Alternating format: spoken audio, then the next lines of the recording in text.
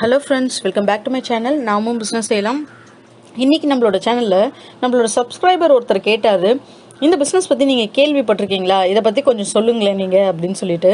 So இதோட business plan அப்படின்னு சொல்கிற அளவுக்கு ரொம்ப பெருசானது கிடையாது. நம்ம ஊரில் பிறந்தவங்க எல்லாருக்குமே இந்த ஒரு ப்ராடக்டை பற்றி 100% வந்து தெரிஞ்சிருக்கும். மேபி சிட்டி பேஸ்லேயே இருக்கிறவங்க, பார்ன் வித் சில்வர் ஸ்பூன் சொல்லுவாங்க இல்லைங்களா, அவங்களுக்குலாம் மேபி தெரியாமல் போயிருக்கலாம். பட் இதை ஒரு தொழிலாக எடுத்து நிறைய நபர்கள் வந்து சக்ஸஸாக பண்ணிட்டு இருக்காங்க. நான் நினச்சேன் இண்டிவிஜுவல் பர்சன்ஸ் தான் இதை பண்ணுறாங்களோ அப்படின்னு சொல்லிட்டு.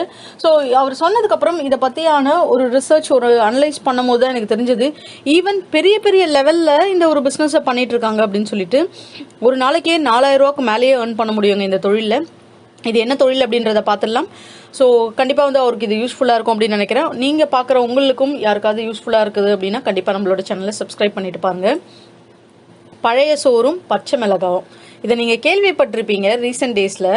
ஸோ இது வந்து பார்த்தீங்க அப்படின்னா, நம்ம இப்போ ஒரு ரீசெண்டாக பார்க்குறோம், ஒரு 10 நாள் 15 நாளுக்கு முன்னாடி அப்படின்னா அது ரொம்ப தப்பு. ஆக்சுவலாக இதை நான் ஒரு 2 இயர்ஸ்க்கு முன்னாடியே வந்து பார்த்துருக்கேன். இந்த ஒரு பிஸ்னஸை நிறைய நபர்கள் வந்து இந்த ஒரு பிஸ்னஸ் பற்றி ஒரு ஐடியா இல்லாதவங்களாக இருப்பாங்க. ஈவன் பெரிய பெரிய ரெஸ்டாரண்ட்ஸ் இருக்குது பார்த்தீங்களா, அவங்களோட மெனு கார்டில் நான் இந்த மெனு வந்து பார்த்துருக்கேன். என்னடா இது பழைய சோறா, இது என்ன பண்ணுவாங்க அப்படின்னு சொல்லிட்டு இதை பற்றியான பிஸ்னஸ் பிளான் தான் ஆக்சுவலாக அவர் என்னை கேட்டிருந்தது. இது எப்படி போகும், இது ஒர்க் அவுட் ஆகுமா, இல்லை சும்மா ஒரு நேம் சேக்காக ஒரு 10 நாள் 15 நாள் கடையை ஓப்பன் பண்ணிட்டு அதுக்கப்புறம் மூடிடுற மாதிரி இருக்குமா, அதுதான் அவரோட டவுட். ஆக்சுவலாக அவர் வந்து ஒரு வில்லேஜில் சார்ந்தவர். சிட்டியில் வந்து இதை நான் போடலாமா, இதை போட்டால் வந்து நல்லா ஒர்க் அவுட் ஆகுமான்னு சொல்லிட்டு. ஸோ அதை பற்றி தான் நான் இன்றைக்கி பேச போகிறேன். சிட்டியில் வந்து போடலாம் இதை, ஆனால் எப்போல்லாம் இதை போடலாம், என்னெல்லாம் வந்து இதுக்கு அவர் பண்ணணும். இப்போ இந்த பிஸ்னஸ் பார்த்துட்டு இருக்கீங்க அப்படின்னா, நீங்கள் பண்ணணும்னு விருப்பப்படுறீங்கன்னா நீங்கள் என்னென்ன பண்ணணுன்றதை ஃபஸ்ட்டு சொல்கிறேன். ஆக்சுவலாக இந்த பழைய சோறுன்னு அப்படின்னு சொல்கிறோம் இல்லைங்களா, இதை வந்து நீராகரம் அப்படின்னு சொல்லுவாங்க, அதாவது நீராகாரம் அப்படின்னு சொல்லுவாங்க. பச்சை மிளகாய் கூட இதை சேர்த்து வச்சு சாப்பிட்றது எதுக்காகனா, அந்த நீராகாரம் பார்த்தீங்கன்னா கொஞ்சம் சல்லுன்னு இருக்கும். இந்த பச்சை மிளகாய் அதில் ஆட் பண்ணும்போது நமக்கு கொஞ்சம் காரசாரமாக இருக்கும், அதுதான். ஸோ பழைய சோறோட பயன்கள் அப்படின்னு பார்த்தோம் அப்படின்னா, நமக்கு வேற எந்த உணவுப் பொருட்களும் கிடைக்காத அளவுக்கான அதிகமான வைட்டமின் B6, வைட்டமின் B12 இதில் வந்து இருக்குது. அதுதான் மெயினான ரீசன் அப்படின்னு சொல்கிறாங்க. ஸோ இந்த ஒரு இது இலவசமாக நம்ம லெஃப்ட் ஓவர் ரைஸ் அப்படின்னு சொல்லுவோம் இல்லைங்களா, மிச்சமான ஒரு சாதம், அதுலேருந்து கிடைக்கிறது உலகிலேயே ரொம்ப சத்தான உணவு அப்படின்னு சொல்கிறாங்க. காஸ்ட்லியே இல்லாமல் சீப்பஸ்ட்டாக ஒரு உணவு நம்ம சாப்பிட்றோம் அப்படின்னா நம்மளோட உடல் குளிர்ச்சி அவ்வளவும் வந்து பித்தத்தை நீக்கி உடல் குளிர்ச்சியை வந்து இது ஏற்படுத்துமா. இது கூட ஒரு சில இன்கிரீடியன்ஸ் கொடுப்பாங்க, சின்ன வெங்காயம், நார்த்தங்காய் ஊறுகாய், இதெல்லாம் பார்த்தீங்க அப்படின்னா சுவைக்காக சாப்பிட்றத விட இது எல்லாத்துலேயுமே அந்தந்த பயன் இருக்கு. சின்ன வெங்காயம்லாம் பார்த்தீங்கன்னா குடல் புண்ணெல்லாம் வந்து ஆற்றக்கூடியது. ஸோ ஏர்லி மார்னிங் நம்ம இது மாதிரியான நீராகாரம் குடிக்கும் போது நம்மளோட உடல் சூட்டை தணிச்சு நம்மளுடைய அல்சர் அந்த மாதிரியான ஒரு சில வியாதிகளுக்கு ஒரு நிவாரணியா இருக்கு அப்படின்றத இதை மென்ஷன் பண்றாங்க. இந்த பழைய சோறு ஆர்டர் பாத்தீங்க அப்படின்னா ஆன்லைன் ஆர்டரா எடுக்கிறாங்க. ஒரு நாளைக்கு 50 ஆர்டருக்கு மேல பண்ண முடியலையா, அந்த அளவுக்கு வந்து அதிகமான வந்து ஆர்டர்ஸ் வந்து குவிஞ்சிட்டே இருக்கு அப்படின்னு சொல்றாங்க. ஆன்லைன் ஆர்டர்ஸ்லயே பாத்தீங்க அப்படின்னா ரீசெண்டா ஒரு இன்டர்வியூ பார்த்தேன், அதுல வந்து ஒருத்தர் சொல்லியிருந்தாரு, ஆன்லைன் ஆர்டர்ஸ் ஏன் ஆன்லைன் ஆர்டர்ஸ் எடுக்க முடியலன்னா அவ்வளோ அளவுக்கு ஏர்லி மார்னிங் கஸ்டமர்ஸே வராங்களாம் இந்த ஒரு ப்ராடக்ட்ஸ் வேணும் அப்படின்னு சொல்லிட்டு. இது வந்து பாத்தீங்க அப்படின்னா பெரிய அளவுக்கான இன்வெஸ்ட்மெண்ட்ஸ் எதுவுமே கிடையாது. நீங்கள் மினிமம் வந்து ஒரு 500 ரூபா இன்வெஸ்ட்மெண்ட்ஸ் வச்சா ஸ்டார்ட் பண்ணக்கூடியது. 1 கிலோ அரிசின்னு எடுத்துக்கிட்டிங்கன்னா குருணை பார்த்தீங்களா, அதுதான் இதுக்கு தேவை. அது வந்து 25 ரூபா 30 ரூபா அந்த ரேஞ்சுக்கே கிடைக்கிது. 2 கிலோ அரிசி போட்டால் போதும், ஒரு 300 ரூபா 500 ரூபா இன்வெஸ்ட்மெண்ட்ஸ் இருக்குன்னு வச்சுக்கோங்க, நீங்கள் இந்த பிஸ்னஸை ஸ்டார்ட் பண்ணிடலாம். அந்த மாதிரி ஒரு சூப்பரான பிஸ்னஸ் தான் இது. ஸோ ஆன்லைன் ஆர்டர் எடுக்கிற அளவுக்கு ரேஞ்சுக்கு போகிறீங்க அப்படின்னா உங்களுக்கு என்னென்னலாம் தேவை அப்படின்றத நான் சொல்கிறேன். உங்களோட ரெக்குவயர்மெண்ட்ஸ் பார்த்தீங்க அப்படின்னா ஒரு தள்ளு வண்டி தேவை, ஒரு பானை தேவை, குருணை அரிசி இருக்கு பார்த்தீங்களா, அதாவது அது என்ன சொல்லுவாங்க, குருணை அரிசி அப்படின்றது அரிசியோட பாதி நோய் அப்படின்னு சொல்லுவாங்களே உடஞ்சது, அதுதான் குருணை அரிசி, அது உங்களுக்கு தேவை. இது பார்த்தீங்கன்னா கம்பம் அப்படின்னு சொல்லுவாங்களே, கம்பு உடைச்சது, அதுவும் இந்த குருணை அரிசியும் மிக்ஸ்டாக நம்ம சமைக்கிறோம் அப்படின்னும் போது இன்னும் ஹெல்த்க்கு வந்து ரொம்பவே நல்லது. நீங்கள் இப்போ ஆன்லைன் ஆர்டர்ஸ்லாம் போகிறீங்க அப்படின்னா FSSAI லைசன்ஸ் உங்களுக்கு கண்டிப்பாக தேவை. ஸோ FSSAI லைசன்ஸை பொறுத்தளவுக்கு பார்த்தீங்கன்னா ஒரு வருஷத்துக்கே 100 ரூபா மட்டும்தான் FSSAI லைசன்ஸ். ஏஜென்சி மூலயமா போய் எடுக்கிறோம் அப்படின்னா நம்ம ஒரு 1000 ரூபா ஏஜென்சிக்கும் 100 ரூபா லைசன்ஸ்க்கும் கொடுக்க வேண்டியது இருக்கும். எனக்கு பார்த்தீங்கன்னா 5 வருஷத்துக்கு 500 ரூபா லைசன்ஸ் காட்சி, ஒரு 5 இயர்ஸ்க்கு நான் வந்து FSSAI லைசன்ஸ் எடுத்து வச்சிருக்கேன். செம்ம சூப்பரான ஒரு பிஸ்னஸ் அப்படின்னு சொல்லலாம். இந்த மாதிரியான பழைய சோறும் பச்சை மிளகாய் அதோட காம்பினேஷன் ஆன வித்தியாசமான பிஸ்னஸ். இதோட மேக்கிங் பார்த்தீங்கன்னா ஆல்மோஸ்ட் எல்லாருக்குமே உங்களுக்கு தெரிஞ்சிருக்கும். தெரியாதவங்களுக்காக சொல்கிறேன்.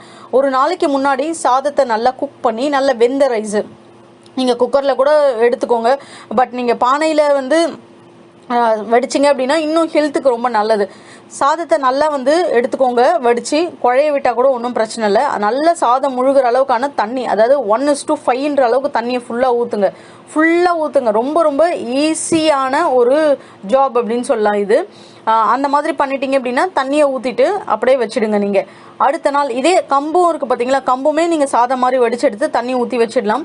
அடுத்த நாள் நீங்கள் என்ன பண்ணணும்னா ரெண்டுத்தையும் நல்லா கரைச்சிக்கிட்டு நீராகாரம் அப்படின்றத தனியாக கொடுக்குறாங்க. அதுவும் தனியாக ரேட்டுக்கு விற்கிறாங்க. இந்த பழைய சோறை மட்டும் எடுத்து போட்டு அதுவும் தனி ரேட்டுக்கு விற்கிறாங்க.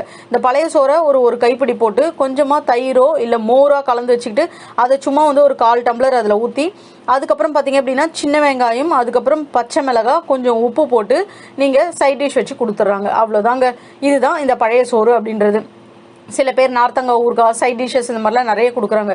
ஹோட்டல்ஸில் பார்த்தீங்கன்னா 1.5 லிட்டர் அளவுக்கானது இந்த பழைய சோறு உங்களுக்கு 150 ரூபாய்க்கு விற்கிறாங்க. அதில் நீராகாரம் தண்ணியும் மிக்ஸ் பண்ணி கொஞ்சமாக ரைஸ் போட்டு உங்களுக்கு வெரைட்டிஸ் நிறைய ஆனால் கொடுக்குறாங்க. அவங்களோட சைட்ஸ் இருக்குது பார்த்தீங்களா, அதுக்கு தான் இங்கே வந்து பைசாவே. என்னென்ன மாதிரியான சைட்ஸ் கொடுக்குறாங்கன்னு சொல்கிறேன். ஸோ அதுக்கு முன்னாடி டைமிங் சொல்லிடுறேன்.